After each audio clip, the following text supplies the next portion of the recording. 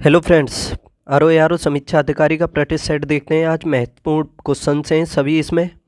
देखो, इसमें पहला क्वेश्चन है आपके सामने कि इलाहाबाद में अशोक स्तंभ किस शासक के बारे में सूचना देता है। इलाहाबाद का जो स्तंभ लेख है वो किस शासक के बारे में सूचना देता है। देखो, इसको सबसे पहले तो अशोक ने लिखवाया था।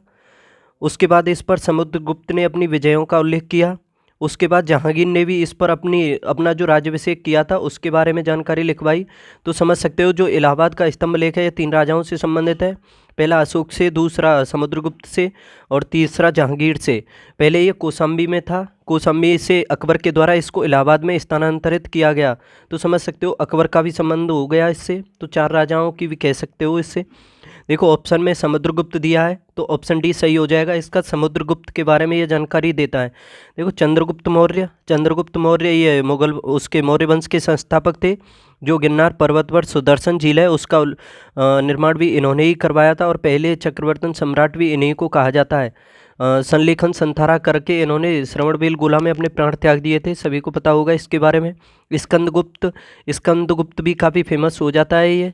इन्होंने भी वो सुदर्शन झील का पुनर्निर्माण कराया था। जैसे सुदर्शन झील का निर्माण तो चंद्रगुप्त मौर्य ने कराया, उसके बाद रुद्रदामन ने भी इसका पुनर्निर्माण कराया था, जिसका उल्लेख उन्होंने अपने अभिलेख में किया था, जिसका नाम था जूनागढ़ अभिलेख। तो जूनागढ़ अभिलेख किससे संबंधित है? रुद्रदामन से, जो संस्कृत का सबसे बड़ा अभिलेख है, याद रखना। उसमें उल्लेख किया था सुदर्शन झील के निर्माण के बारे में। और फिर आगे स्कंदगुप्त ने भी उसमें कार्य कराया। तो सुदर्शन झील भी 3 शासकों से संबंधित हो जाती है। ठीक है। और स्कंदगुप्त के द्वारा भीतरी गुफा अभिलेख लिखवाया गया था, भीतरी गुफा अभिलेख। और ये चंद्रगुप्त द्वितीय, ये तो काफ़ी फेमस है। चंद्रगुप्त द्वितीय के बारे में कौन नहीं जानता है। ये गुप्त वंश से संबंधित हैं और ये जो गुप्त वंश में जितने शासक हुए थे, कहा जाता है कि सबसे महान शासक यही थे, चंद्रगुप्त द्वितीय। और इनकी अलग अलग उपाधियाँ थीं, जैसे देवराज भी कहा जाता था इन्हें, देवगुप्त भी कहा जाता था, देवश्री भी कहा जाता था। यानी ये तो कहा जाता था। इनकी जो उपाधियां थीं वो तो अलग थीं, जैसे विक्रमांक थी, विक्रमादित्य भी कहा जाता था इन्हें, परम भागवत भी कहा जाता था। और नामों से इन्हें देवराज, देवगुप्त, देवश्री इस तरह से कह करके पुकारा जाता था। और इन्हीं के टाइम में नवरत्न भी रहते थे। नवरत्न रखने वाले गुप्त वंश के एकमात्र शासक थे चंद्रगुप्त द्वितीय। जैसे अमर सिंह था, धनत्वरी था जो एक प्रसिद्ध चिकित्सक था, महाकवि कालिदास भी इसी के टाइम में थे। और हरिसेन इनका एक लेखक और दरबारी कवि था। छपड़क था जो प्रसिद्ध ज्योतिषी था, और एक शंकु था वो प्रसिद्ध स्थापत्य कार्य था। और वरहा मिहिर भी था, और एक वरुरुचि था, संस्कृत का विद्वान था वो। बेताल भट्ट एक फेमस जादूगर रहता था इन्हीं के टाइम में, चंद्रगुप्त द्वितीय के बारे में। तो काफ़ी अच्छा क्वेश्चन है, बहुत कुछ सीखने को मिला होगा इससे। तो इसका सही जवाब हो जाता है ऑप्शन डी, समुद्रगुप्त से संबंधित है इलाहाबाद का अशोक स्तंभ। नेक्स्ट देखो, निम्नलिखित में से किस गुप्त शासक ने हूणों पर विजय प्राप्त की थी। किस शासक ने हूणों पर विजय प्राप्त की थी। तो देखो, ये भी काफ़ी अच्छा क्वेश्चन हो जाता है कि गुप्त वंश का वह शासक कौन सा है जिसके टाइम में हूणों का आक्रमण हुआ। तो देखो, इसका सही जवाब है स्कंदगुप्त, ऑप्शन सी। क्योंकि स्कंदगुप्त के बारे में पता हो आपको कि ये बना था 454 से 467 तक शासन किया था इसने। जैसे इसने राज्याभिषेक ग्रहण किया, राज्याभिषेक हुआ इसका, उसके तुरंत बाद ही यानी थोड़े दिन बाद ही हूणों का आक्रमण हो गया था। और हूणों की तरफ से आक्रमण किया था इस पर तोरमड़ के द्वारा किया गया था। क्या नाम था उसका? तोरमड़, उसके द्वारा किया गया था। और इसने उसको विफल कर दिया था, याद रखना। और कह सकते हो कि स्कंदगुप्त के टाइम में ही हूणों का प्रथम आक्रमण हुआ था। ठीक है। और देखो, इसके बारे में ये जानकारी मिलती है आप सभी को कि स्कंदगुप्त के द्वारा जो उसकी सुदर्शन झील की पुनर्निर्माण कराया गया था, तो उसका उल्लेख इसने जूनागढ़ अभिलेख है जो रुद्रदामन का, उसमें भी किया। और भीतरी स्तंभ लेख है उसमें भी किया था इसने। फिर आगे सुदर्शन झील का और पुनर्निर्माण कराया था किसने? पर्णदत्त और उसके पुत्र चक्रपालित की निगरानी में कराया गया था सुदर्शन झील का फिर आगे निर्माण। ठीक है। तो समझ सकते हो इसका सही जवाब क्या हो जाता है? स्कंदगुप्त। नेक्स्ट देखो, कथन है। अब इसमें पहला देखना है कथन आपको कि सामंतवाद का विकास गुप्तोत्तर काल की कृषक संरचना की प्रमुख विशेषता थी। क्या सामंतवाद का विकास गुप्तोत्तर काल की कृषक संरचना की प्रमुख विशेषता थी क्या? और कारण है इसमें, इस काल में भूस्वामी, मध्यस्थ वर्ग एवं आश्रित कृषक वर्ग अस्तित्व में आया था। देखो, करने की कोशिश करें कि कथन है इसमें सामंतवाद का विकास गुप्तोत्तर काल की कृषक संरचना की प्रमुख विशेषता थी। तो कथन तो सही हो जाता है। और कारण देखो, इस काल में भूस्वामी, मध्यस्थ वर्ग और आश्रित कृषक वर्ग अस्तित्व में आया था, तो ये भी सही हो जाता है। और ये इसकी व्याख्या भी करता है, तो क्या समझ सकते हो सही जवाब हो जाएगा इसका ऑप्शन ए और आर दोनों सही हैं, और आर ए की व्याख्या भी करता है। नेक्स्ट देखो, सिंधु घाटी संस्कृति वैदिक सभ्यता से भिन्न थी, क्यों थी ये वैदिक सभ्यता से? देखो अच्छा क्वेश्चन है ये भी। तो इसके बारे में करने से पहले बताऊं कि वैदिक सभ्यता और सिंधु घाटी सभ्यता। सिंधु घाटी सभ्यता के बारे में जानो कि सिंधु घाटी जो सभ्यता थी वो एक शहरी सभ्यता थी, जबकि जो वैदिक सभ्यता जो थी वो एक ग्रामीण सभ्यता थी। और जो सिंधु घाटी सभ्यता थी इसकी अर्थव्यवस्था व्यापार पर आधारित थी, जबकि जो वैदिक सभ्यता थी उसकी कृषि और पशुपालन पर आधारित थी। और ये जो सिंधु घाटी सभ्यता है ये मात्र सत्तात्मक हुआ करती थी, और जो वैदिक सभ्यता थी वो पितृ सत्तात्मक हुआ करती थी। तो ये 3 पॉइंट हैं, इसके 3 अंतर महत्वपूर्ण हो जाते हैं। और फिर अब इस क्वेश्चन में देखो कि सिंधु घाटी सभ्यता संस्कृत वैदिक सभ्यता से किस प्रकार भिन्न थी। क्या इसके पास विकसित शहरी जीवन की सुविधाएं थी? इसके पास चित्रलेखीय लिपि थी? इसके पास लोहे और रक्षा शस्त्रों के ज्ञान का अभाव था? तो देखो ये तो बिल्कुल ठीक है, क्योंकि ये जो लोहे का आविष्कार हुआ, लोहे की खोज या आविष्कार या इसका संचालन जो हुआ था वो वैदिक सभ्यता में हुआ था। खोज हुई थी 1000 AD में, और इसका कार्य शुरू हुआ था 600 के करीब से, इसका प्रयोग लोहे का। तो समझ सकते हो ये तीसरा सही है इसमें। इसके पास चित्रलेखीय लिपि थी, तो ये भी सही है, पिक्टोग्राफ जिसको कहा जाता था। इसके पास विकसित शहरी जीवन की सुविधाएं थी, तो नगरीय सभ्यता थी। सिंधु घाटी सभ्यता बताया मैंने अभी, तो इस वजह से ये तीनों ही सही हो जाते हैं। और देखो इसमें जो ये लिपि जो होती थी इसको भावचित्रात्मक लिपि भी कहा जाता था। ये पहले तो दाएं से बाएं लिखी जाती थी, फिर बाएं से दाएं लिखी जाती थी, याद रखना। तो इसका सही जवाब है ऑप्शन डी। नेक्स्ट देखो, देखो मेरे जुकाम है काफ़ी, तो फिर भी मैं आपकी क्लास ले रहा हूँ, समझ सकते हो आप। देखो निम्नलिखित में से किस पशु का अंकन हड़प्पा संस्कृति की मोहरों पर नहीं मिलता है? निम्नलिखित में से किस पशु का अंकन हड़प्पा संस्कृति की मोहरों पर नहीं मिलता है? किस पर नहीं मिलता है? किस पशु का कोई भी साक्ष्य हड़प्पा सभ्यता में नहीं मिलता है? नहीं, हड़प्पा संस्कृति में तो मिलता है, लेकिन मोहरों पर नहीं मिलता है, वो पूछा है इसमें। क्या बैल, हाथी, घोड़ा, भेड़? तो देखो इसमें जो हड़प्पा सभ्यता की जो मोहरें हुआ करती थीं उस पर घोड़े का कोई भी साक्ष्य नहीं मिलता है। बाकी ये बैल, हाथी और घोड़ा, बैल, हाथी और ये जो भेड़ थे इन तीनों के तो मिलते हैं, लेकिन घोड़ा का कहीं से भी कोई साक्ष्य नहीं मिलता है। जैसे सिंधु घाटी सभ्यता में जो पशुपालन किया जाता था उसमें हाथी, घोड़े के बारे में जानकारी भी काफ़ी थी।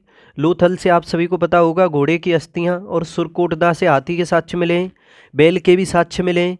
लेकिन गाय और शेर के बारे में याद रख लेना, गाय और शेर के कहीं से भी कोई साक्ष्य नहीं मिले। गाय और शेर ये नहीं मिले कहीं से, याद रखना। एक पॉइंट और याद रखो कि लोथल और देसलपुर से तांबे की मुद्राएं मिली। कहाँ से? लोथल और देसलपुर से। लेकिन मोहनजोदड़ो से सर्वाधिक संख्या में मोहरें प्राप्त हुई हैं। कहाँ से? मोहनजोदड़ो से सर्वाधिक संख्या में। नेक्स्ट देखो अब,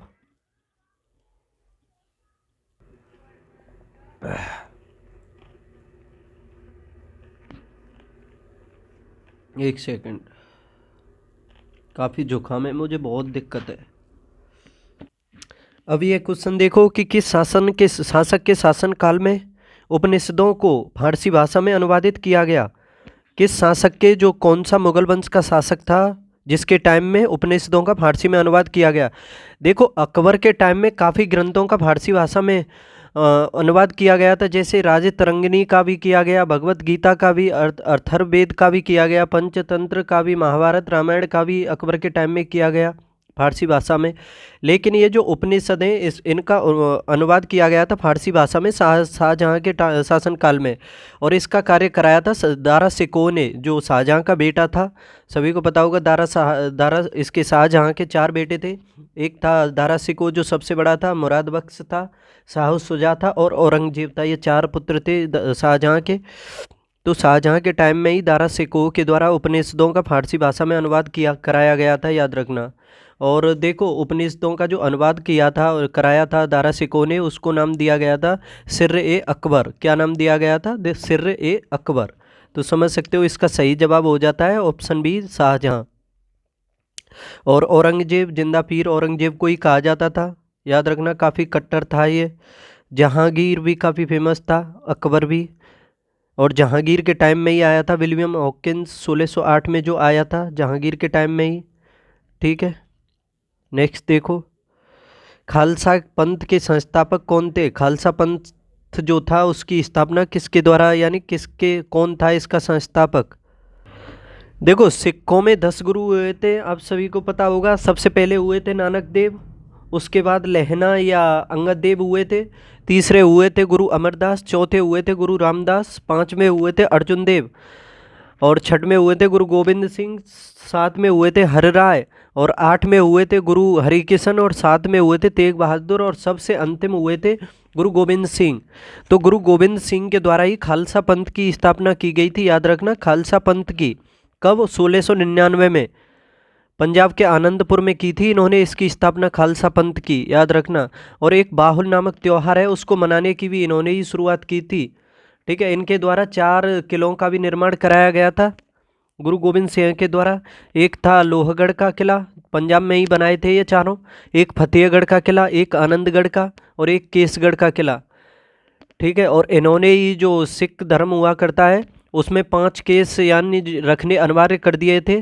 5 ककार जो कह सकते हो, जैसे एक केस, एक कटार या कृपाण कह सकते हो उसे, एक कच्छा, एक कंघा और एक कड़ा, ये 5 को रखना अनिवार्य कर दिया था गुरु गोविंद सिंह ने ही। और इनकी मृत्यु हुई थी 1708 में। कब? 1708 में हुई थी। एक व्यक्ति था, अजीम खान नाम था उसका, उसके द्वारा ये महाराष्ट्र में नामदेव नामक स्थान पर थे, तो वहाँ पर इनकी हत्या कर दी गई थी अजीम खान के द्वारा 1708 में। ठीक है, तो समझ सकते हो खालसा पंथ की स्थापना की थी गुरु गोविंद सिंह ने। नेक्स्ट देखो, निम्नलिखित में से किस मुगल बादशाह को 2 बार राज्याभिषेक हुआ? किस मुगल बादशाह का 2 बार राज्याभिषेक हुआ? देखो, शिवाजी का भी 2 बार हुआ था, और शिवाजी के समकालीन ही है तकरीबन। तो देखो, इसका सही जवाब है औरंगजेब, ऑप्शन डी। औरंगजेब का 2 बार राज्याभिषेक हुआ था। एक बार तो ये 1658 में हुआ था इसका शासक बनते ही, उसके 1 साल बाद हुआ था फिर 5 जून 1659 को ही दिल्ली में किया था, काफ़ी धूमधाम से मनाया था। और उसी में इसने आलमगीर बादशाह गाजी की उपाधि धारण की थी, याद रखना। औरंगजेब के द्वारा 2 बार राज्याभिषेक कराया गया था, और शिवाजी ने भी 2 बार राज्याभिषेक कराया था अपना। नेक्स्ट देखो, निम्नलिखित में किस स्थान के खंडहर विजयनगर की प्राचीन राजधानी का प्रतिनिधित्व करते हैं? किस राज्य के खंडहर हैं जो विजयनगर की प्राचीन राजधानी था उसके प्रतिनिधित्व करते हैं, उसके बारे में बताते हैं। तो देखो, सभी को पता होगा विजयनगर की प्राचीन राजधानी हम्पी हुआ करती थी। ठीक है, तो इसी के खंडहर जो है ये बताते हैं इसके विजयनगर की प्राचीन राजधानी के बारे में। सभी को पता होगा विजयनगर की स्थापना 1336 में की गई थी। हरियर और बुक्का नामक 2 भाई थे, उनके द्वारा की गई थी। और ये जो हम्पी थी उसकी राजधानी हुआ करती थी, और उसी के बारे में ये बताते हैं। विजयनगर साम्राज्य पर सभी को पता हो 4 वंशों ने शासन किया था, जैसे संगम वंश की स्थापना हरिहर प्रथम के द्वारा की गई थी अपने पिता संगम के नाम पर ही। उसके बाद आया था फिर सालुब वंश, फिर तुलुब वंश आया, और चौथा आरबीयू वंश। तो ये 4 वंशों ने शासन किया था विजयनगर पर। नेक्स्ट देखो, सूची फर्स्ट का सूची सेकंड से मिलान करना है। अलाई दरवाज़ा दिल्ली में किसने बनवाया? देखो, अलाई दरवाज़ा दिल्ली में बनवाया था अलाउद्दीन खिलजी ने, इसके नाम में ही लिखा हुआ है अलाई, तो अलाई से याद कर सकते हो, अलाउद्दीन खिलजी। बुलंद दरवाज़ा फतेहपुर सीकरी में अकबर ने बनवाया था अपनी गुजरात विजय के उपलक्ष्य में। मोती मस्जिद जो आगरा के लाल किले में है उसको शाहजहां ने बनवाया था, लेकिन मोती मस्जिद जो दिल्ली के लाल किले में है उसको औरंगजेब ने बनवाया था, याद रखना। ओनली इतना याद कर लेना, दिल्ली वाली जो मोती मस्जिद है उसका निर्माण कराया था औरंगजेब ने, बाकी सब शाहजहां ही लगाना है। ठीक है, तो 1 2 3 4 इसका सही जवाब हो जाएगा, ऑप्शन सी, 1 2 3 4। अब नेक्स्ट देखो, भारतीय राष्ट्रीय कांग्रेस का पहला अधिवेशन निम्नलिखित स्थान पर हुआ। कांग्रेस का पहला अधिवेशन कहाँ हुआ था? 1885 में बम्बई में हुआ था। कहाँ पर? बम्बई में हुआ था। और इसकी अध्यक्षता WC बनर्जी के द्वारा की गई थी। नेक्स्ट देखो, निम्नलिखित में कौन स्वतंत्र भारत का प्रथम गवर्नर जनरल था? स्वतंत्र भारत का प्रथम गवर्नर जनरल कौन था? देखो, भारत कब आज़ाद हुआ था? 1947 में। ठीक है, किस योजना के तहत? माउंटबेटन योजना के तहत। जब माउंटबेटन योजना के तहत हुआ तो वायसराय भी वही होगा और गवर्नर जनरल भी वही बनेगा, क्योंकि जब भारत आज़ाद हो गया था तो तब वायसराय का पद समाप्त करके उसी को भारत का गवर्नर जनरल कहा जाने लगा था। तो समझ सकते हो अंतिम भारत का ये अंतिम वायसराय था माउंटबेटन, और प्रथम भारत का स्वतंत्र भारत का प्रथम ये गवर्नर जनरल था। कौन था? माउंटबेटन। तो इसका ऑप्शन ए सही हो जाएगा। ठीक है, 3 जून 1947 को इसकी घोषणा की गई थी भारत को आज़ादी की, और 15 अगस्त 1947 को स्वतंत्र कर दिया गया था भारत को। और फिर आगे चल के भारत के देखे जाएं तो, यानी भारत के ही देखे जाएं तो राजगोपालचारी बने थे भारत के, और वैसे देखा जाए तो द्वितीय बने थे गवर्नर जनरल। ठीक है, नेक्स्ट देखो भारतीय विदेशी नीति।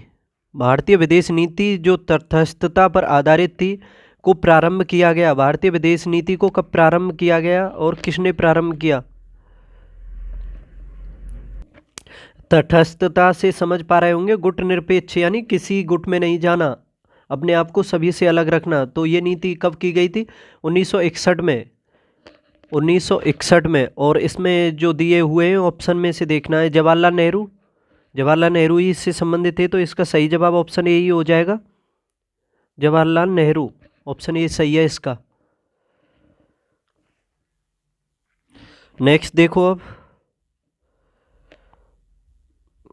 सूची फर्स्ट का सेकंड से इसमें भी मिलान करना है। बैरकपुर विद्रोह कब हुआ? बहरामपुर विद्रोह, संताल विद्रोह, बेलोर विद्रोह।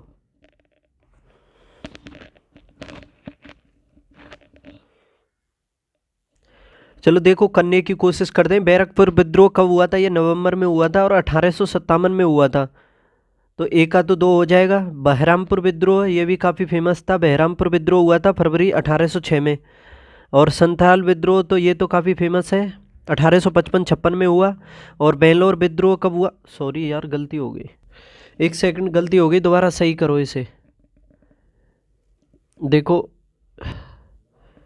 कि जैसे ये बैरकपुर विद्रोह जो हुआ था ये हुआ था 1857 में, क्रांति से पहले हुआ था। ठीक है, नवंबर 1857 में। और बहरामपुर विद्रोह हुआ था 1824 में। और संताल विद्रोह 1855-56 में। और बेलोर विद्रोह हुआ था 1806 में। क्योंकि ये बेलोर विद्रोह के बारे में तो मुझे अच्छे से पता था, ये 1806 में हुआ था, तो इसमें गलती कर गया मैं। संताल विद्रोह भी 55-56 में हुआ। बहरामपुर विद्रोह ये 24 में हुआ था। और बैरकपुर छावनी जो विद्रोह हुआ था 1857 में हुआ था। ठीक है, तो समझ सकते हो इसका क्या हो जाएगा। ए का हो जाएगा 2, बी का हो जाएगा 1। 2-1 देखना है पहले तो। 2-1 2-1 4-3, तो इसमें तो ऑप्शन है ही नहीं, तो 2-1 4-3 कर लेना आप। अब ये देखो मदर इंडिया पुस्तक जो है किसके द्वारा लिखी गई? मदर इंडिया पुस्तक किसने लिखी? तो इसको लिखा था किसने? कैथरीन मेयो के द्वारा लिखी गई थी। मदर इंडिया जो पुस्तक है कैथरीन मेयो के द्वारा। और देखो एक पुस्तक और है, उसे और याद करना, अनहैप्पी इंडिया। अनहैप्पी इंडिया जो स्वतंत्रता के लिए भारत की इच्छा, नहीं वो sorry, unhappy India. Unhappy India को किसने लिखा बताओ? स्वतंत्रता के लिए भारत की इच्छा को तो लाला लाजपत राय ने लिखा था। अनहैप्पी इंडिया, उसके अलावा युवा भारत का आह्वान, ये भी लिखी थी। तो ये सभी लिखी गई थी लाला लाजपत राय के द्वारा, याद रखना। लाला लाजपत राय ने स्वतंत्रता के लिए भारत की इच्छा, अनहैप्पी इंडिया, युवा भारत का आह्वान, ये सभी लिखी थी। ठीक है, किसने? लाला लाजपत राय ने। नेक्स्ट देखो सूची फर्स्ट का सेकंड से मिलान करना है इसमें। बारदौली सत्याग्रह से कौन संबंधित है? भारतीय किसान विद्यालय, बंगाल प्रजा पार्टी, बकासत संघर्ष।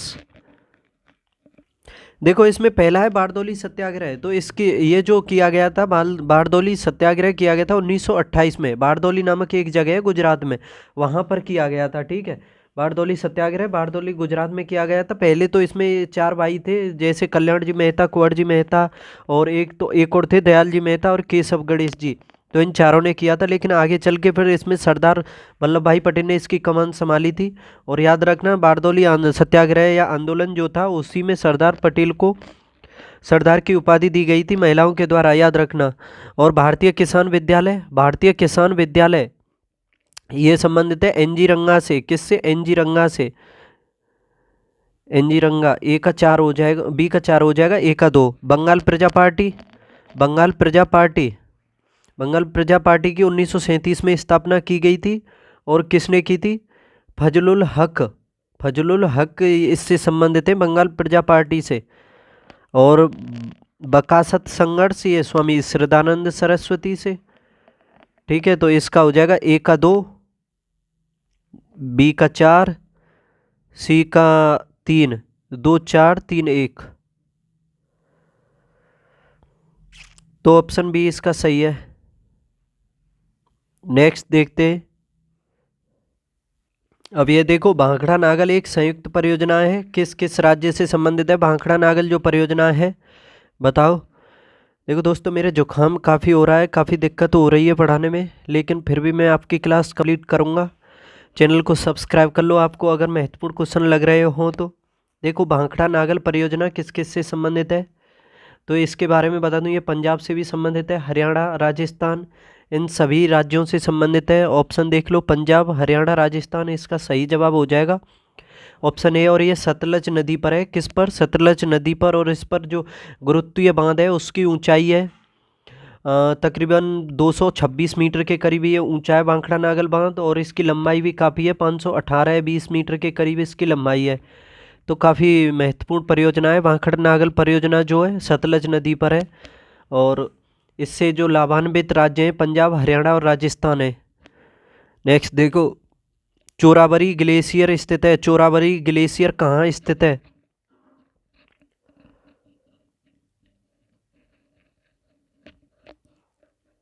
तो देखो, इसका सही जवाब हो जाएगा ऑप्शन बी, केदारनाथ मंदिर के पश्चिम में स्थित है। ये उत्तराखंड के रुद्रप्रयाग जनपद में, केदारनाथ मंदिर के पश्चिम में मंदाकिनी नदी में चोराबरी जो ग्लेशियर है ये स्थित है, याद रखना। और ग्लेशियर की कुल लंबाई तकरीबन देखा जाए तो 14 किलोमीटर है। कितनी? 14 किलोमीटर के आसपास लंबाई है भारत में। नेक्स्ट देखो, निम्नांकित नदियों में से कौन सी एक उत्तर प्रदेश से नहीं गुजरती है? इन चारों नदियों में से कौन सी नदी उत्तर प्रदेश से नहीं गुजरती है? क्या गंगा नदी गुजरती है? गुजरती है, बिजनौर से प्रवेश करती है, बलिया से निकलती है। यमुना, यमुना भी है, सहारनपुर से प्रवेश करती है, प्रयागराज में गंगा में मिल जाती है। रामगंगा, रामगंगा भी उत्तर प्रदेश में बहती है। लेकिन ये जो झेलम नदी है ये जम्मू कश्मीर में बहती है। और झेलम नदी पर ही महत्वपूर्ण परियोजनाएं तुलबुल और उरी परियोजना जो है झेलम नदी पर ही चल रही हैं। और चेनाब नदी पर भी काफ़ी फेमस परियोजना चल रही हैं, बगलिहार, दुलहस्ती, उस तरह से समझ सकते हो। एक परियोजना और है चेनाब पर, उसे मैं याद नहीं कर पा रहा हूँ, आप बता दो। बगलिहार, दुलहस्ती, तो ये चेनाब पर हो गई। उरी और तुलबुल झेलम पर, तो ये झेलम नदी जम्मू कश्मीर से संबंधित है। सारनाथ स्थित है। सारनाथ कहाँ है? तो सारनाथ तो उत्तर प्रदेश में है। महात्मा बुद्ध के द्वारा पहला उपदेश सारनाथ में ही दिया गया था, याद रखना। बोधगया में उन्हें ज्ञान की प्राप्ति हुई थी। और कुशीनगर में उनका महान परिनिर्वाण हुआ था, यानी मृत्यु कुशीनगर में हुई थी। और जो सारनाथ में उन्होंने पहला उपदेश दिया था उसी घटना को धर्मचक्र प्रवर्तन कहा जाता है, याद रखना। नेक्स्ट देखो, भारत में पेट्रोलियम का अग्रणी उत्पादक राज्य कौन सा है? भारत में पेट्रोलियम किस राज्य से सबसे अधिक उत्पादित होता है? तो देखो, इसका सही जवाब हो जाएगा ऑप्शन बी, गुजरात। गुजरात से पेट्रोलियम में देखा जाए तो सबसे अधिक उत्पादन होता है। और यह देश के तकरीबन 22% के करीब पेट्रोलियम का उत्पादन करता है गुजरात। नेक्स्ट देखो, निम्नांकित में से गेहूं की फसल का कौन सा रोग है? गेहूं में कौन सा रोग लगता है? देखो, रोगों के बारे में भी याद करना चाहिए, एक दो क्वेश्चन यहाँ से भी पूछा जाता है। जैसे गेहूं से संबंधित जैसे रस्ट रोग है, गेरोई है, रतुआ है, और आपका कन्नाल बंट भी रोग ये गेहूं से ही लगता है। तो इसका सही जवाब क्या हो जाएगा? ऑप्शन ए, ये जो रस्ट रोग है ये गेहूं से संबंधित है। देखो, इस रस्ट रोग को कलर के हिसाब से 3 भागों में बांट दें। जैसे एक होता है येलो रस्ट, एक ब्राउन रस्ट होता है और एक ब्लैक रस्ट। और कंडुआ भी गेहूं में लगता है, सेहू भी लगता है, एक झुलसा रोग भी गेहूं में लगता है।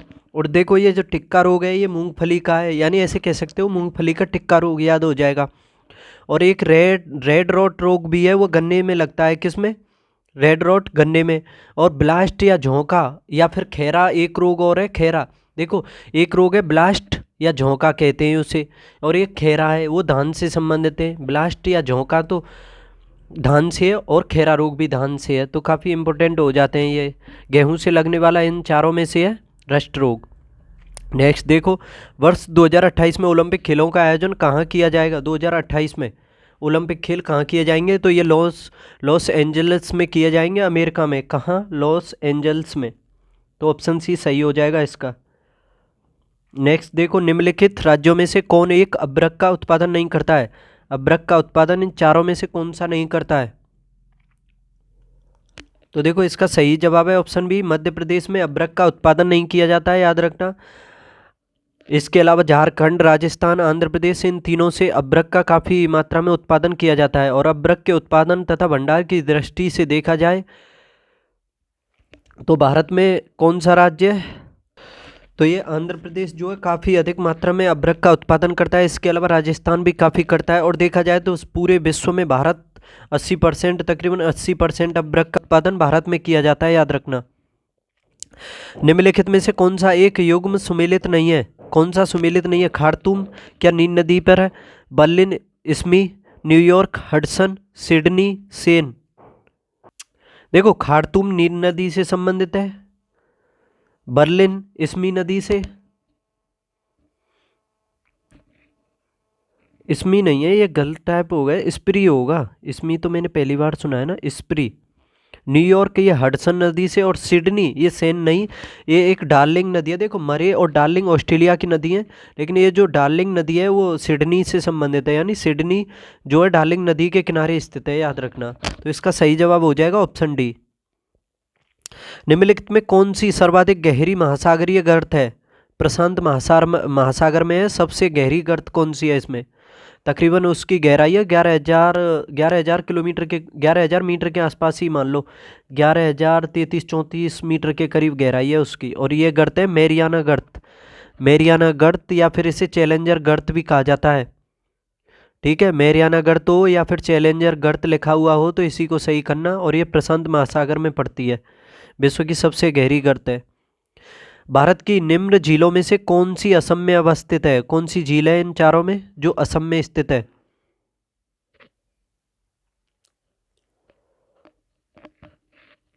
देखो करने की कोशिश करें। ये चपनाला झील कहाँ है? ये असम में स्थित है, और असम के ही बारे में पूछा है तो इसका सही जवाब क्या हो जाएगा? चपनाला झील। कोलेरू झील कहाँ पर है? कोलेरू झील है आंध्र प्रदेश में। हमीरसर झील ये कहाँ है फिर? हमीरसर और ये सला झील दोनों जो दी हुई हैं ये गुजरात में पड़ती हैं। कहाँ? गुजरात में। हमीरसर झील और सला झील कहाँ है? गुजरात में। नेक्स्ट देखो, निम्न में से किस नगर को पूर्व का मैनचेस्टर कहा जाता है? पूर्व का मैनचेस्टर किसको कहा जाता है? और मैनचेस्टर अगर लग जाए तो समझ लेना वो वस्त्र उद्योग से संबंधित है, क्योंकि मैनचेस्टर एक ब्रिटेन में जगह है, वहाँ पर सूती वस्त्र का अधिकतम उत्पादन होता है। तो उसी हिसाब से अगर किसी शहर में सूती वस्त्र का उत्पादन होता होगा तो उसको आप मैनचेस्टर कह सकते हो, समझ लेना। ठीक है, तो पूर्व का मैनचेस्टर किसको कहा जाता है? जापान का शहर है ओसाका, इसको कहा जाता है पूर्व का मैनचेस्टर। और भारत का मैनचेस्टर किसको कहा जाता है? अहमदाबाद को।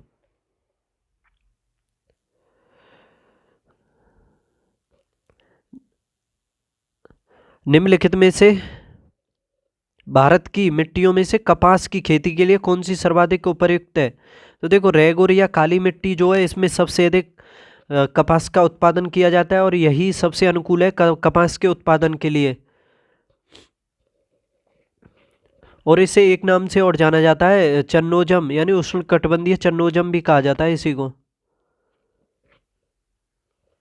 ठीक है, तो समझ सकते हो इसका सही जवाब क्या हो जाएगा? रेगुर मिट्टी। नेक्स्ट देखो, बॉम्बे हाई तेल क्षेत्र के संबंध में निम्नलिखित में से कौन सा तथ्य सही नहीं है?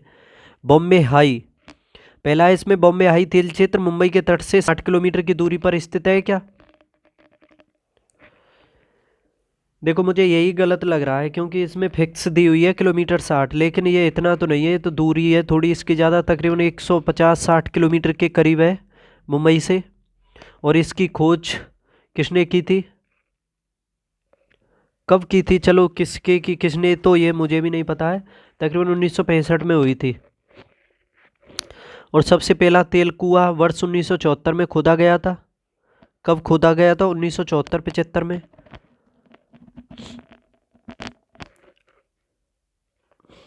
ठीक है, और इसकी खोज 1965 में हुई, ये दूसरा भी सही हो जाता है। और सबसे पहले तेल कुआं 1974 में खोजा गया। रूस भारत की संयुक्त टीम ने इसको खोजा, तो इसका पहला ही गलत है, यही जवाब हो जाएगा। 160 किलोमीटर के करीब है। अब सूची फर्स्ट का सेकंड से मिलान करना है। तिलैया बांध किस नदी पर है? तिलैया बांध झारखंड राज्य में पड़ता है और किस नदी पर है? तो यही गलत है, इसका दामोदर नदी पर नहीं है। ये तिलैया बांध जो है ये बराकर नदी पर है। किस पर? बराकर नदी पर। नहीं, इसमें सूची का मिलान करना है ना, तो इसका ए का तो क्या हो जाएगा? ए का हो जाएगा 3। पंचेट हिल बांध कहाँ है फिर? पंचेट हिल बांध, पंचेट हिल बांध है दामोदर नदी पर। कहाँ पर? दामोदर नदी पर। ठीक है, तो बी का हो जाएगा 1। सी का राणा प्रताप सागर बांध कहाँ है फिर? ये राजस्थान में है राणा प्रताप सागर बांध, और ये चंबल नदी पर है। इसका 2 हो जाएगा। माता टीला बांध ये बेतवा नदी पर है।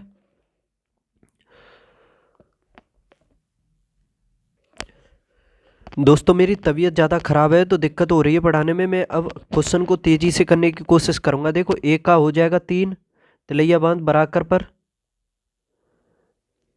ठीक है, ए का 3, बी का 1 और सी का हो जाएगा आपका 2 और डी का 4 हो जाएगा। 3 1 2 4 देखना है, 3 1 2 4, तो ऑप्शन ए ही सही है इसका। नेक्स्ट देखो, अब निम्नलिखित में से कहाँ पर एक संरक्षित कच्छ वनस्पति क्षेत्र है? जो ये संरक्षित कच्छ वनस्पति क्षेत्र है ये कहाँ पर है?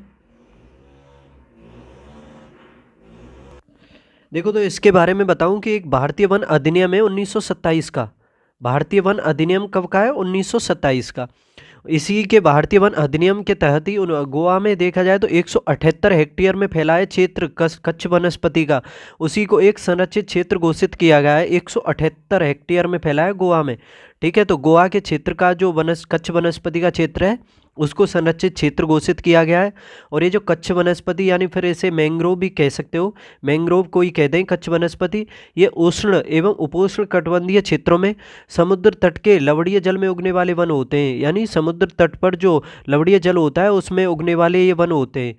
और ये जो होते हैं जैव विविधता के संरक्षक होने के साथ साथ महत्वपूर्ण और तट के मध्य महत्वपूर्ण कड़ी का कार्य करते हैं, याद रखना।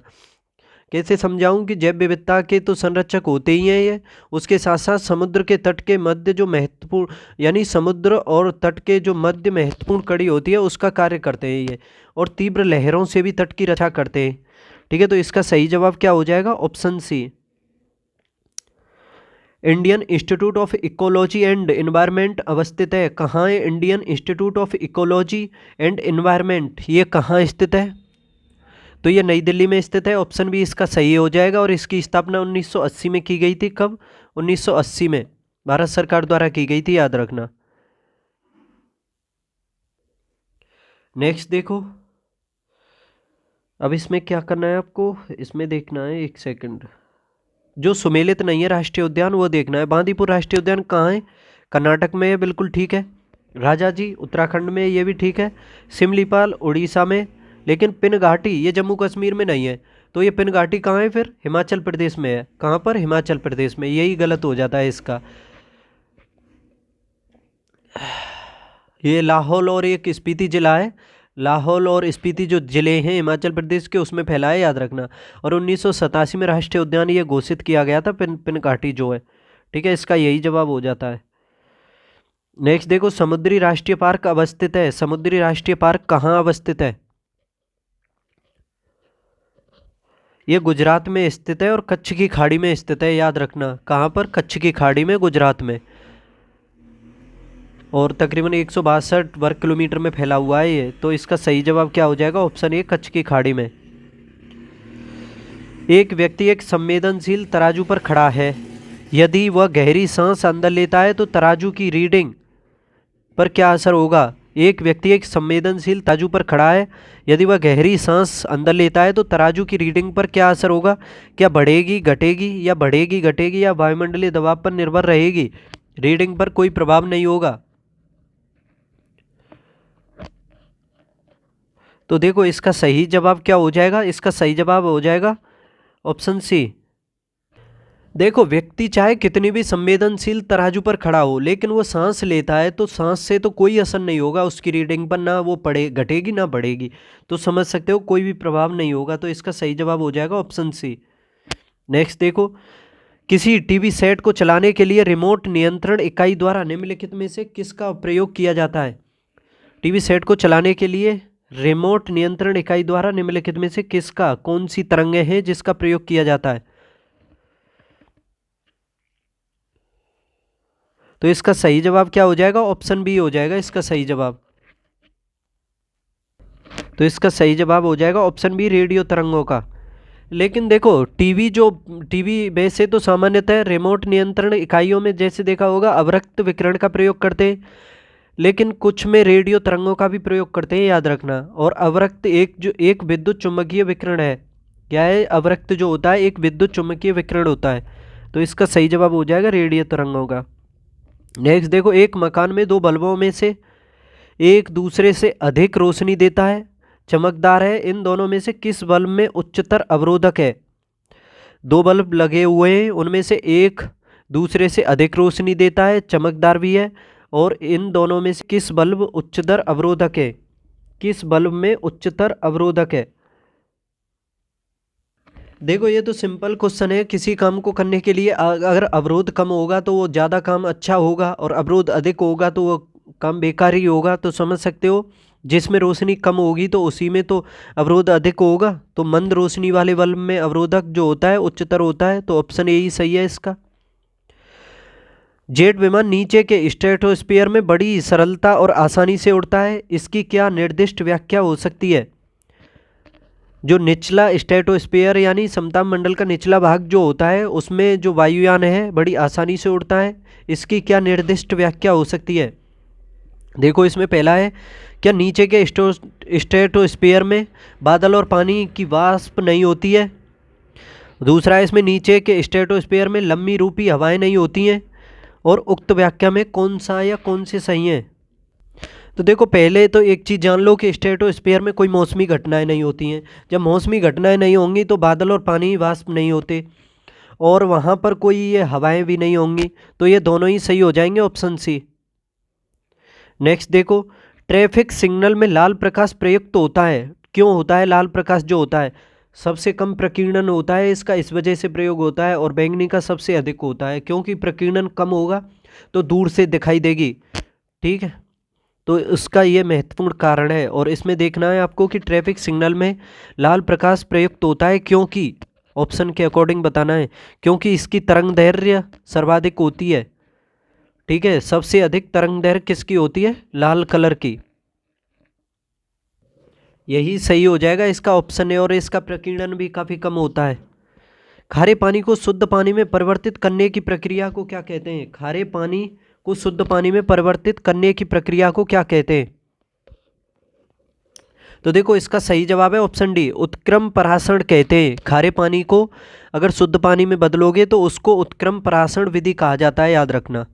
नेक्स्ट देखो, शरीर के जोड़ों में गठिया रोग अर्थराइटिस निम्नलिखित में से किसके जमाव से होता है।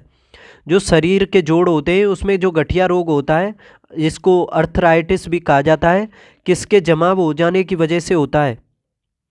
तो देखो इसका सही जवाब क्या हो जाएगा, इसका सही जवाब हो जाएगा ऑप्शन बी, यूरिक अम्ल। देखो मानव शरीर के जो गुर्दे होते हैं जब मूत्र को सामान्य स्तर से कम या अधिक बनाने लगते हैं तो यूरिक अम्ल का स्तर बढ़ जाता है, और इसके जमाव के कारण ही मानव के शरीर में जोड़ों में गठिया रोग होता है। तो इसका सही जवाब क्या होगा, यूरिक अम्ल, ऑप्शन बी। मानव शरीर में सर्वाधिक प्रचुरता में पाया जाने वाला तत्व कौन सा है, सबसे अधिक तत्व कौन सा पाया जाता है मानव शरीर में।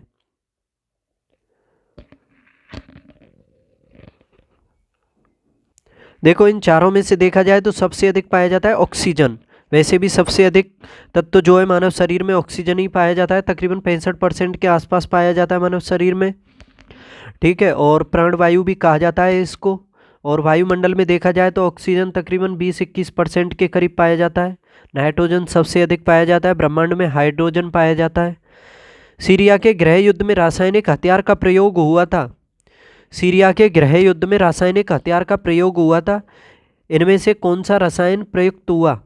जब सीरिया में गृह युद्ध हुआ तो उसमें रसायन हथियारों का प्रयोग हुआ, और इन ऑप्शनों में से बताओ कि जो रसायन प्रयोग किया गया उस युद्ध में कौन सा था?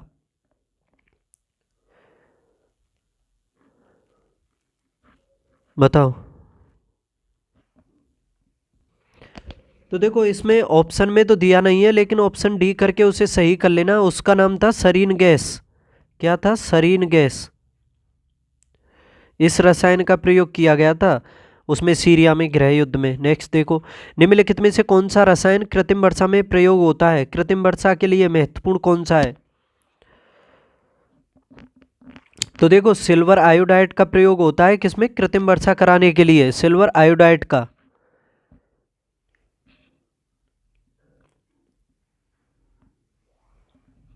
कृत्रिम वर्षा जो कराई जाती है उसमें सिल्वर आयोडाइड का प्रयोग होता है। नेक्स्ट देखो, अंगुलियों के निशानों की बहुरंगीय सतह पर उभारने हेतु क्या प्रयुक्त होता है? अंगुलियों के निशानों की बहुरंगीय सतह पर उभारने हेतु क्या प्रयोग होता है?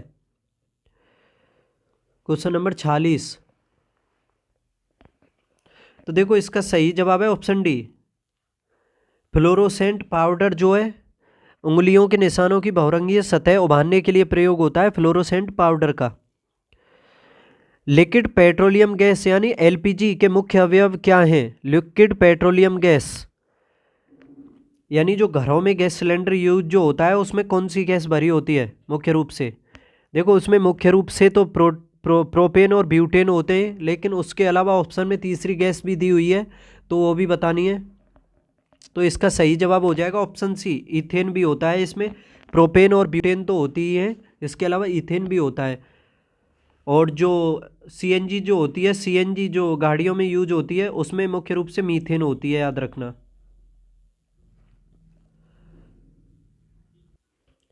नेक्स्ट देखो, वनस्पति तेल से वनस्पति घी बनाने में प्रयुक्त गैस कौन सी है? जब वनस्पति तेल से वनस्पति घी बनाते हैं तो किस गैस का प्रयोग किया जाता है?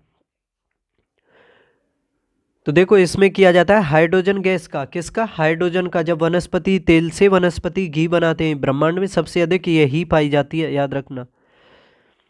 सूर्यास्त तथा सूर्योदय के समय सूर्य के लाल होने का कारण क्या है? सूर्यास्त और सूर्य उदय के समय सूर्य हमें लाल क्यों दिखाई देता है? क्या कारण हो सकता है इसका सबसे महत्वपूर्ण?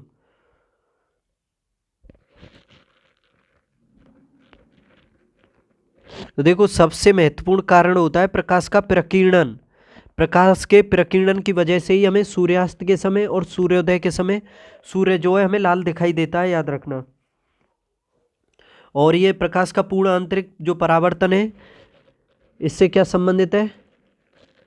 इससे संबंधित है जो इंद्रधनुष है वो। आगे देखो, खगोलीय दूरदर्शी से एक सेकंड, इससे पहले क्वेश्चन में एक चीज और बता दूं कि जैसे मैंने बता दिया प्रकाश का संपूर्ण आंतरिक परावर्तन इस वजह से इंद्रधनुष होता है, लेकिन अगर ऑप्शन में ये प्रकाश का अपवर्तन भी दिया हो तो ये भी इंद्रधनुष से ही संबंधित होता है। ये दोनों ही घटनाएं इंद्रधनुष से संबंधित हैं।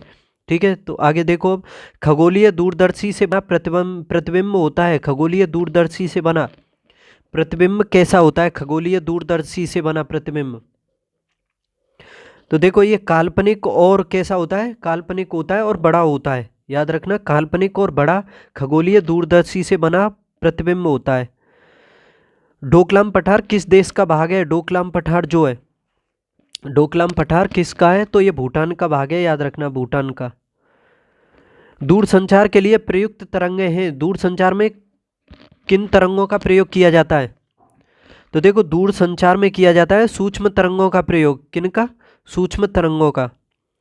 अपने अक्ष में एक उपग्रह पृथ्वी के चक्कर लगाता रहता है, वह ऐसा किस कारण से करता है? अपने अक्ष पर उपग्रह पृथ्वी का चक्कर लगाता रहता है, वह किस वजह से चक्कर लगाता रहता है?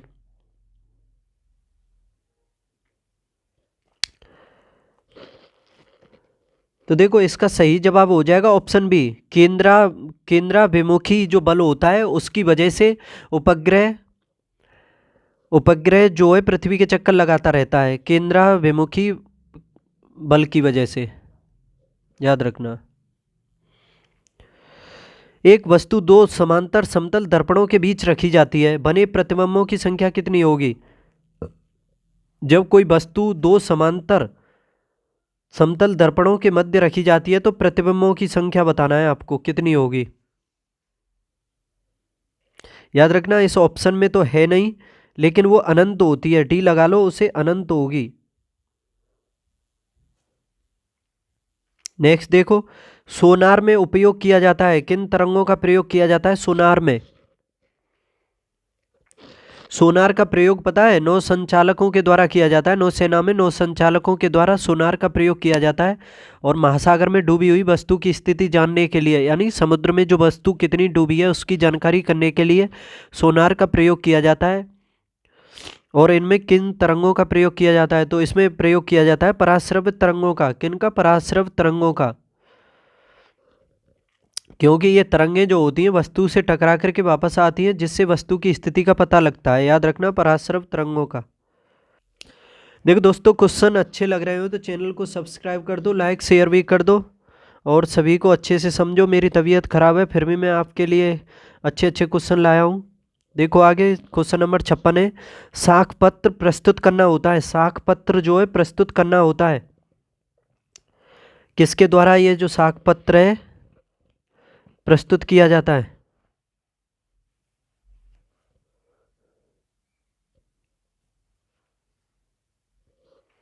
तो देखो, ये जो साख पत्र है ये इसको प्रस्तुत करता है बैंक, और आयातकर्ता की ओर से प्रस्तुत करता है। आयातकर्ता की ओर से साख पत्र को बैंक प्रस्तुत करता है। याद रखना, तो इसका सही जवाब हो जाएगा ऑप्शन बी, आयातकर्ता की ओर से।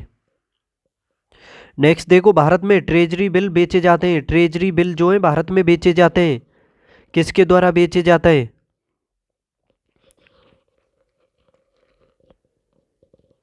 तो देखो इसका सही जवाब होगा आरबीआई, यानी रिजर्व बैंक ऑफ इंडिया के द्वारा ट्रेजरी जो बिल होते हैं ये बेचे जाते हैं। और इसमें बोली लगाने वाले को एक निश्चित धनराशि प्राप्त होती है, जो बोली लगाने वाले का लाभांश होता है। याद रखना। नेक्स्ट देखो, निम्नलिखित संगठनों में से कौन सा निर्यातकों को विभिन्न जोखिमों हेतु बीमा प्रदान करता है? निम्नलिखित संगठनों में से कौन सा निर्यातकों को विभिन्न जोखिमों हेतु बीमा प्रदान करता है? तो देखो इसका सही जवाब हो जाएगा export credit and guarantee corporation. Export credit and guarantee corporation जो है ये निर्यातकों को विभिन्न जोखिमों हेतु बीमा प्रदान करता है। याद रखना। क्षतिपूर्ति का सिद्धांत लागू नहीं होता है। क्षतिपूर्ति का जो सिद्धांत है किस पर लागू नहीं होता है? तो इसका सही जवाब हो जाएगा ऑप्शन बी। आगे पीछे हो गया कोई दिक्कत नहीं, सी कर लो। समुद्री बीमा पर जो है क्षतिपूर्ति का सिद्धांत लागू नहीं होता है समुद्री बीमा पर। ये देखो, व्यावसायिक संपत्तियों के न्यायता सिद्धांत का प्रतिपादन किया। व्यावसायिक संपत्तियों के न्यायता सिद्धांत का प्रतिपादन किसने किया?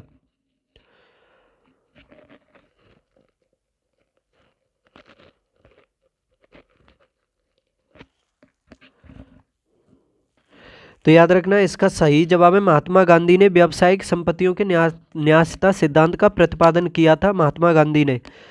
इनसाइड ट्रेडिंग संबंधित है। इनसाइड ट्रेडिंग किससे संबंधित है? इनसाइड ट्रेडिंग,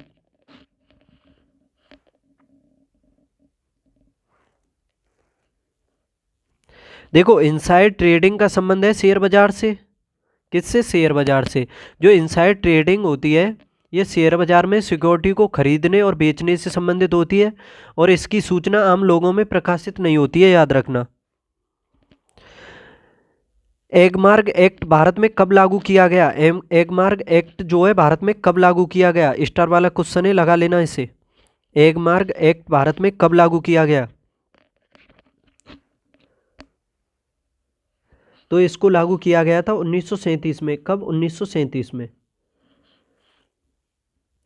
देखो इसके बारे में बताऊं कि जो एगमार्क एक्ट जो होता है यह कृषि उत्पादन से संबंधित है, ठीक है, और इसी में उत्पादन की मानक गुणवत्ता और मूल्यांकन किया जाता है। उसके बाद इसको उत्पादक समूह को मार्क दिया जाता है। तो समझ सकते हो इसका ये लागू किया गया 1937 में, और एगमार्क एक्ट कृषि उत्पादन से संबंधित है। नेक्स्ट देखो, निम्नलिखित कथनों पर विचार कीजिए। कथन पहला, भारत के प्रथम ईपीजेड की स्थापना 1965 में की गई थी क्या? देखो, भारत में प्रथम ईपीजेड की स्थापना 1965 में की गई थी, सही है, ये पहले क्वेश्चन आ चुका है। भारत में एसईजेड नीति वर्ष 2000 में अपनाई गई, ये भी सही है। बड़ोदरा पटोला सिल्क के लिए प्रसिद्ध है, ये भी सही है। मध्य प्रदेश में पन्ना सोने की खानों के लिए प्रसिद्ध है, तो ये तो गलत है, क्योंकि पन्ना जो खान है मध्य प्रदेश की, वो हीरे के उत्पादन के लिए प्रसिद्ध है। सोने के लिए तो कर्नाटक की कोलार और हट्टी खाने हैं, वो प्रसिद्ध हैं, कोलार और हट्टी। नेक्स्ट देखो, वर्ष 2023 के चिकित्सा के क्षेत्र में नोबेल पुरस्कार हेतु किसे चुना गया है? 2023 में चिकित्सा का नोबेल पुरस्कार, तो देखो चिकित्सा का जो नोबेल पुरस्कार मिलने वाला है 2023 में, ये डू वाइसमैन और कैटलिन कारिको को मिला है। किसको? डू वाइसमैन और कैटलिन कारिको को। ऑप्शन सी सही हो जाएगा इसका, एक और दो दोनों। हरी खाद के लिए सबसे उपयुक्त फसल है, हरी खाद के लिए सबसे उपयुक्त फसल कौन सी है?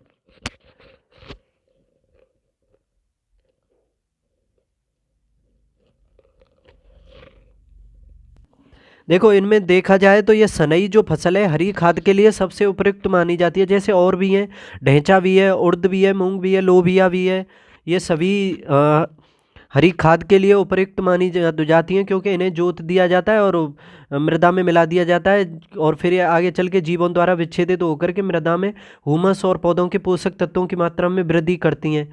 ठीक है, तो समझ सकते हो कि जैसे देखा होगा आपने, जैसे मूंग उड़द की वगैरह की जो की फसल की जाती है, धान से पहले उसको कच्ची ही काट दिया जाता है, उसको जोत देते हैं, क्योंकि नाइट्रोजन में वृद्धि करने के लिए। ठीक है, तो इसमें हरी खाद के लिए सबसे उपयुक्त फसल है सनई। भारतीय कृषि का इतिहास किसने लिखा? भारतीय कृषि का इतिहास, तो इसको लिखा गया था भारतीय कृषि के इतिहास को एम.एस. रंधावा के द्वारा। एम.एस. रंधावा। भारत निम्न में से किसका निर्यात सर्वाधिक करता है? किसका निर्यात करता है भारत में सर्वाधिक इन ऑप्शनों में से?